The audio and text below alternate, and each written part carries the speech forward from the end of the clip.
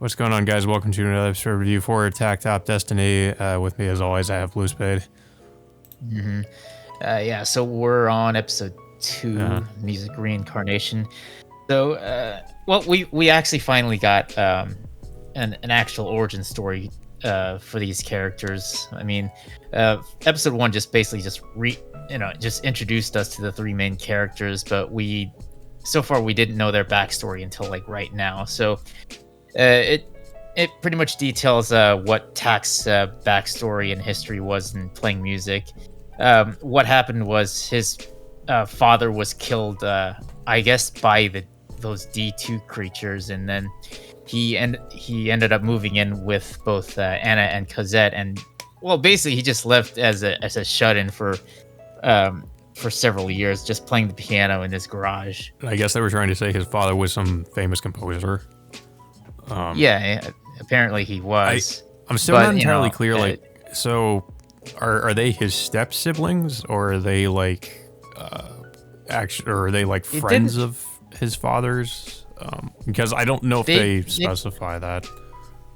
They never really specified at all that much. I mean, I would imagine that they're his foster family. That's what I was thinking, but yeah, they don't really clarify that. I mean, you can clearly see a familiar relationship between both Takt and Cosette. You know, oftentimes Cosette would just walk into his room or garage or whatever you call it, and just because you can clearly see the mess that he keeps making, while he's playing the piano, and obviously because he's a shut-in, he never really goes out. Yeah. Yeah, it's just because and he always just stays in his room just playing the piano over and over again, while Anna and Cosette just pretty much cleans up his mess afterwards. Yeah, I found it interesting. I guess because this was before what happened to Cosette, but she was acting like pretty differently in this episode, like acting, I guess, more normal than she was in the first. Yeah, one. she's a lot more cheerful in this one compared to her almost her how would I say, like more robotic personality.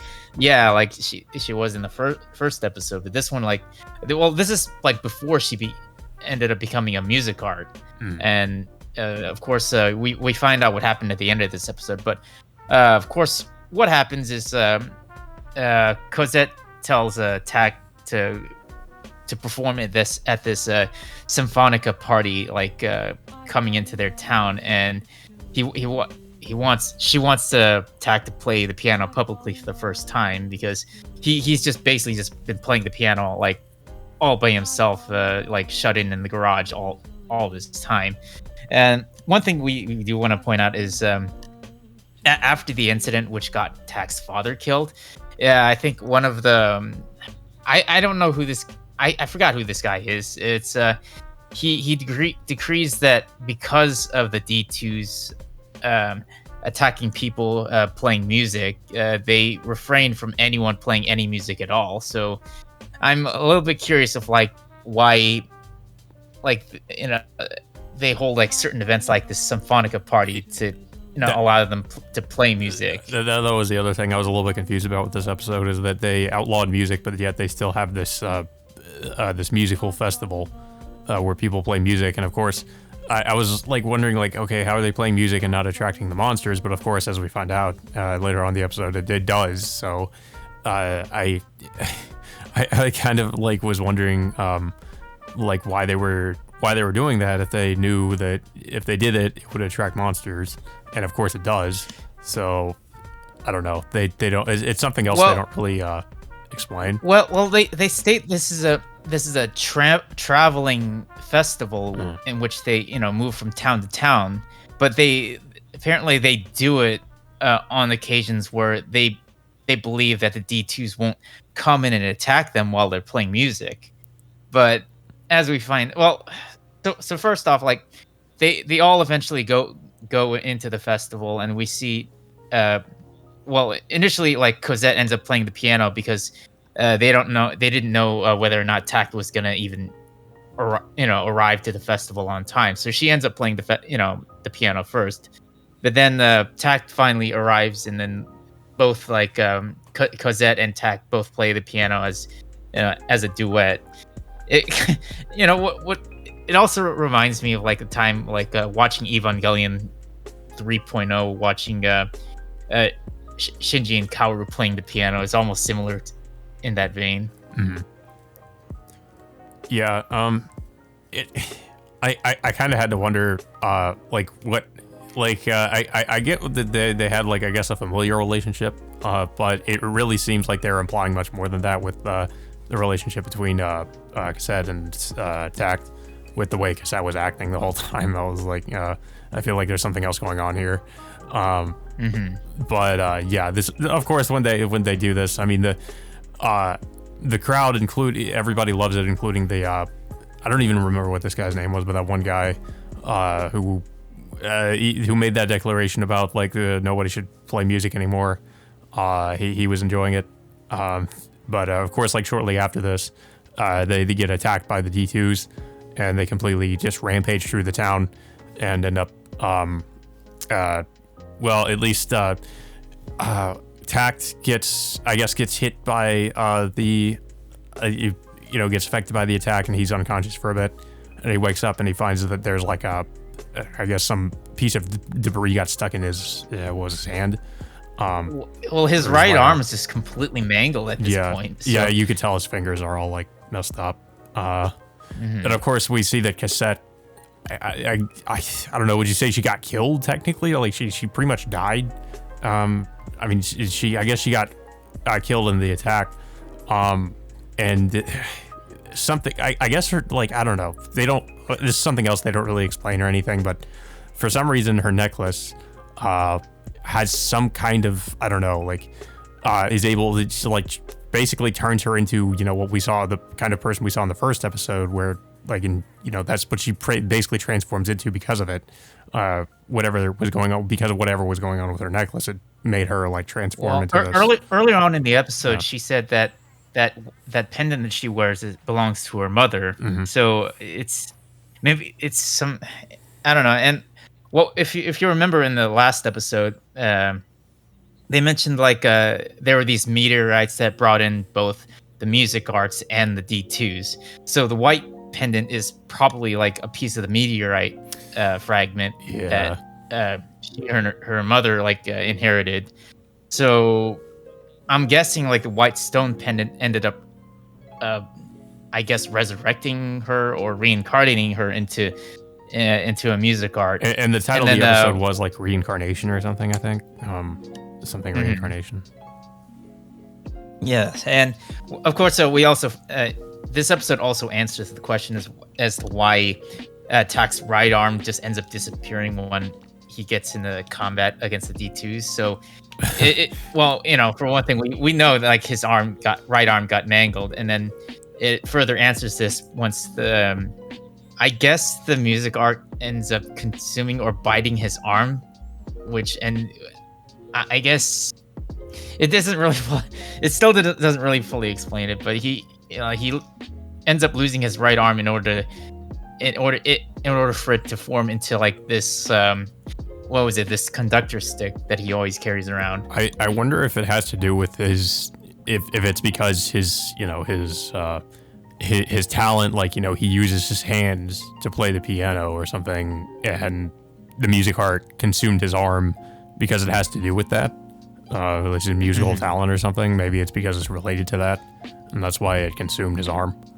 I mean that's what I'm thinking. I mean, obviously they don't explain why it did that, but I mean that's just my assumption. But yeah, like so, I mean, it's pretty much where this episode ends. Like she turns into the music art, and I guess they're about to try to get rid of the D2s that have invaded the town. And yeah, I mean, like it was like because this is one of the things I was complaining about in the first episode is I wasn't sure if they were going to go into their backstory at any point in the series, but fortunately, like we got in the second episode, we actually got the character's backstory. So I guess maybe in the next episode they'll probably show like maybe just them fighting the D2s and then just pretty much explaining why they're maybe like why they're going to. Well, I mean, we know why they're going to New York, but I mean, maybe expand on that, I guess. Well, they're going to New York to attend another Symphonica. Yeah, another Symphonica party. I'm curious as like what's the reason for them going into this one compared to like the one they just went to in this Didn't they episode. also mention in the first episode is because what was that girl's name? The older sister, like her, someone who's related to her is there or something, and that's like part of why they're like what was it, Anna? She's now that she's like she's involved in this whole thing now. She's she's driving both like Takt and Cosette over to the Symphonica over at New York City. So I'm curious, but I'm still curious if like what else they're gonna be doing over there besides like having to perform and play music in front of a live audience again. Yeah. But also, I guess we should kind of address the elephant in the room with this episode. Apparently, I didn't even know this like before. I did know about this before I watched it. Apparently, there was some kind of I don't know if you'd even say controversy, but people complaining about it. And I didn't really know why. So I was kind of watching it, getting ready to see something, I guess, disappointing because people were, apparently there's rumors that, that the studio messed up with this episode somehow. So I was waiting to see something like really bad. And the whole episode, I thought it was pretty consistent with the first one. I didn't really notice anything, any glaring issues, let's say. But apparently this episode was outsourced to a different animation studio, which honestly could have fooled me because I didn't notice a difference at all. I didn't even know. I only noticed a difference when I saw two screenshots like comparing the first episode to this one, or like the way the cassette looked in the first episode. And there's like a very really it's almost, I wouldn't say impossible to notice, but it's hard to notice. Like basically, there are like slight features. Some of her features are a little bit different in the second episode. Like the little cross tattoos that it looks like, or at least look like tattoos on her face. They look a little bit different in episode 2. Her eyes look slightly different, maybe, but it's very, like I said, it's very hard to tell. So I really would say this is definitely a case of people way overreacting, because I really didn't see any, like there's definitely no quality loss. Like it's almost pretty much the same level of quality. Like maybe the art style is a little bit different, and I have to emphasize a little bit because like I said, when I first watched this, I didn't even notice. So I don't know, maybe some people will notice, but I didn't notice the art style difference. Well, yeah, but I'm still curious about what the reason for the outsourcing was. Isn't MAPPA working, with Madhouse to, on this anime? Because why would they need to outsource? I'm not sure that. That is a good question. I don't know why it was outsourced, but it's like I said, I couldn't tell a difference with this one and the first episode. So as long as there's not really any kind of effect to the quality of the show, or the visuals or anything like that, I wouldn't say it's a big deal, but I would say, I am kind of curious as to why it was outsourced. So yeah, I don't really understand that. Considering how many different projects MAPPA is currently working on, I guess they were behind on. Yeah, they were probably behind on production of sorts, and they had to outsource it. But that's what I was thinking. We already know MAPPA is like. The problem I have with MAPPA is they take on way too many projects, and they're working on so much right now. So I was surprised when I heard they were also working on this. So I guess that it would really kind of make sense that they were, they outsourced it. So that might explain it. MAPPA is really, I feel like it's very likely they're overworked right now with all the projects they're taking. Yeah, considering right now that there's the Jujutsu Kaisen Zero movie coming out pretty soon, there's the second part of the final season of Attack on Titan coming out in January 9th, from what I heard, and Chainsaw Man. There's also Chainsaw Man. Well, that's probably not going to be out until late next year. But yeah, just two or three other major projects that they're working on concurrently is really.